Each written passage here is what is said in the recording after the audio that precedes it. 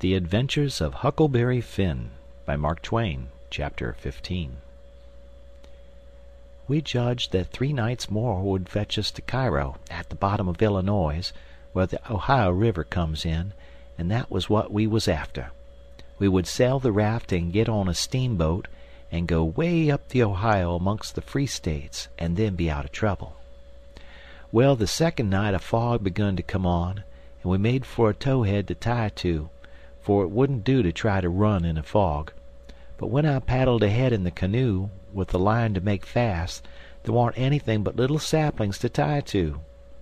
I passed the line around one of them right on the edge of the cut bank, but there was a stiff current, and the raft came booming down so lively she tore it out by the roots, and away she went.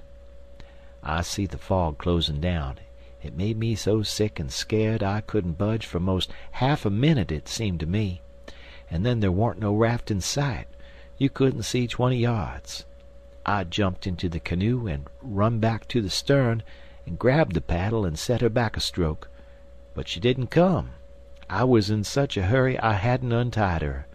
I got up and tried to untie her, but I was so excited my hands shook so I couldn't hardly do anything with 'em. As soon as I got started I took out after the raft, hot and heavy, right down the towhead. That was all right as far as it went, but the towhead warn't 60 yards long, and the minute I flew by the foot of it I shot out into the solid white fog, and hadn't no more idea which way I was going than a dead man. Thinks I, it won't do to paddle. First I know I'll run into the bank or a towhead or something. I got to sit still and float, and yet it's mighty fidgety business to have to hold your hand still at such a time. I whooped and listened. Away down there somewheres I hear a small whoop. Up comes my spirits. I went tearing after it, listening sharp to hear it again.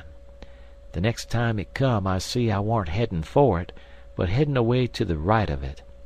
And the next time I was heading away to the left of it, and not gaining on it much neither, for I was flying around, this way and that and the other, but it was going straight ahead all the time. I did wish the fool would think to beat a tin pan and beat it all the time, but he never did, and it was the still places between the whoops that was making the trouble for me. Well, I fought along, and directly here's the whoop behind me. I was tangled good now. That was somebody else's whoop, or else I was turned around. I throwed the paddle down. I heard the whoop again. It was behind me yet, but in a different place. It kept coming, and kept changing its place, and I kept answering, till by and by it was in front of me again, and I knowed the current had swung the canoe's head downstream, and I was all right if that was Jem and not some other raftsman hollering. I couldn't tell nothing 'bout voices in a fog, for nothing don't look natural nor sound natural in a fog. The whooping went on, and in about a minute I come a booming down on a cut bank with smoky ghosts of big trees on it, and the current throwed me off to the left and shot by, amongst a lot of snags that fairly roared, the current was tearing by them so swift. In another second or two it was solid white and still again. I sat perfectly still then, listening to my heart thump, and I reckon I didn't draw a breath while it thumped 100. I just give up then. I knowed what the matter was. That cut bank was an island, and Jim had gone down the other side of it. It warn't no towhead that you could float by in 10 minutes. It had the big timber of a regular island.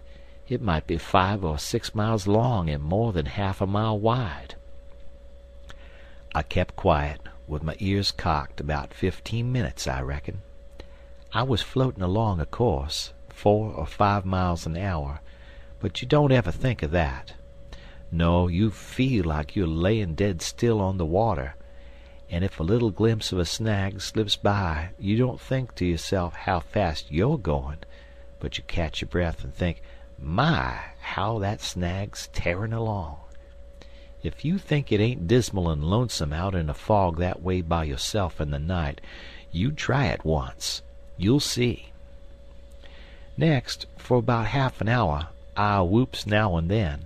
At last I hears the answer a long ways off, and tries to follow it, but I couldn't do it, and directly I judged I got into a nest of towheads, for I had little dim glimpses of them on both sides of me, sometimes just a narrow channel between, and some that I couldn't see I knowed was there because I hear the wash of the current against the old dead brush and trash that hung over the banks.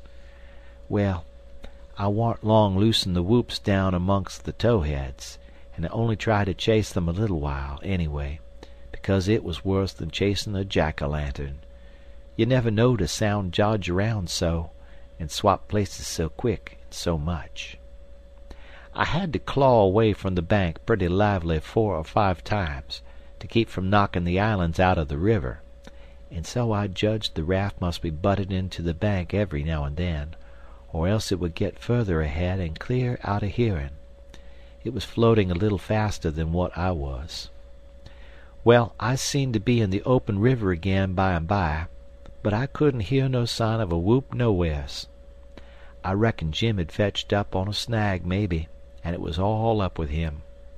I was good and tired, so I laid down in the canoe and said I wouldn't bother no more. I didn't want to go to sleep, of course, but I was so sleepy I couldn't help it, so I thought I would just take one little catnap. But I reckon it was more than a catnap, for when I waked up the stars was shining bright, the fog was all gone, and I was spinning down a big bend stern first. First I didn't know where I was. I thought I was dreaming, and when things begun to come back to me they seemed to come up dim out of last week.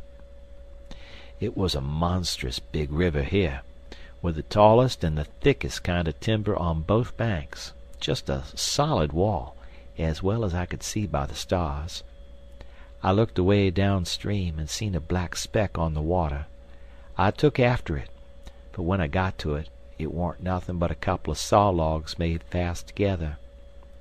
Then I see another speck and chased that, then another, and this time I was right. It was the raft. When I got to it, Jim was setting there with his head down between his knees, asleep, with his right arm hanging over the steering oar. The other oar was smashed off, and the raft was littered up with leaves and branches and dirt. So she'd had a rough time. I made fast and laid down under Jim's nose on the raft, and began to gap and stretch my fists out against Jim and says, "Hello, Jim, have I been asleep? Why didn't you stir me up?" "Goodness gracious, is that you, Huck? And you ain't dead? You ain't drownded? You's back again? It's too good for true, honey. It's too good for true. Let me look at you, child. Let me feel of you. No, you ain't dead. You's back again, live and sound, just the same old Huck. The same old Huck, thanks to goodness." "What's the matter with you, Jim? You been a-drinking?" "Drinking? Has I been a-drinking? Has I had a chance to be a-drinking?" "Well, then, what makes you talk so wild?" "How does I talk wild?" "How? Why, hain't you been talking about my coming back and all that stuff as if I'd gone away?" "Huck Finn, you look me in the eye. Look me in the eye. Hain't you been gone away?" "Gone away? Why, what in the nation do you mean? I hain't been gone anywheres. Where would I go to?" "Well, looky here, boss. There's something wrong, there is. Is I me, or who is I? Is I here, or where is I? Now that's what I wants to know." "Well, I think you're here plain enough, but I think you're a tangle-headed old fool, Jim." "I is I? Well, you answer me dis. Didn't you tote out the line in de canoe fer to make fast to de towhead?" "No, I didn't. What towhead? I ain't seen no towhead." "You hain't seen no towhead? Looky here. Didn't you line pull loose and de raft go a-hummin' down de river and leave you and de canoe behind in de fog?" "What fog?" "Why, de fog. De fog that's been around all night. And didn't you whoop? And didn't I whoop? till we got mixed up in de islands and one of us got lost and the other one was just as good as lost, 'cause he didn't know where he was? And didn't I bust up agin a lot of dem islands and have a turrible time and most get drownded? Now ain't that so, boss? Ain't it so? You answer me dat." "Well, this is too many for me, Jim. I hain't seen no fog, nor no islands, nor no troubles, nor nothin'. I've been settin' here talkin' with you all night till you went to sleep about 10 minutes ago, and I reckon I done the same. You couldn't have got drunk in that time, so of course you been dreamin'." "Dad fetch it, how's I gwineter dream all dat in 10 minutes?" "Well, hang it all, you did dream it, 'cause there didn't any of it happen." "But, Huck, it's all jest as plain to me as—" "It don't make no difference how plain it is. There ain't nothin' in it. I know, because I've been here all the time." Jim didn't say nothin' for about 5 minutes, but sat there studyin' over it. Then he says, "Well, den, I reckon I did dream it, Huck. But dog my cats if it ain't the powerfulest dream I ever see. And I hain't ever had no dream before that's tired me like this one." "Oh, well, that's all right, because a dream does tire a body like everything sometimes. But this one was a stavin' dream. Tell me all about it, Jim." So Jim went to work and told me the whole thing right through, just as it happened, only he painted it up considerable. Then he said he must start in and interpret it, 'cause it was sent for a warning. He said the first towhead stood for a man that would try to do us some good, but the current was another man that would get us away from him. The whoops was warnings that would come to us every now and then, and if we didn't try hard to make out to understand 'em, they'd just take us into bad luck, instead of keeping us out of it. The lot of towheads was troubles we was going to get into with quarrelsome people and all kinds of mean folks, but if we minded our business and didn't talk back and aggravate them, we would pull through and get out of the fog and into the big clear river, which was the Free States, and wouldn't have no more trouble. It had clouded up pretty dark just after I got onto the raft, but it was clearing up again now. "Oh, well, that's all interpreted well enough as far as it goes, Jim," I says. "But what does these things stand for?" It was the leaves and rubbish on the raft and the smashed door. You could see them first rate now. Jim looked at the trash, and then looked at me, and back at the trash again. He had got the dream fixed so strong in his head that he couldn't seem to shake it loose and get the facts back into its place again right away. But when he did get the thing straightened around, he looked at me steady without ever smiling, and says, "What do they stand for? I's gwine to tell you. When I got all wore out with work, and wid the callin' for you, and went to sleep, my heart was most broke because you was lost, and I didn't keer no more what become of me and de raft. And when I wake up and find you back again all safe and sound, de tears come, and I could have got down on my knees and kissed your foot, I's so thankful. And all you was thinking 'bout was how you could make a fool of old Jim wid a lie. Dat truck dere is trash, and trash is what people is that puts dirt on de head of their friends and makes them ashamed." Then he got up slow and walked to the wigwam and went in there without saying anything but that. But that was enough. It made me feel so mean I could almost kissed his foot to get him to take it back.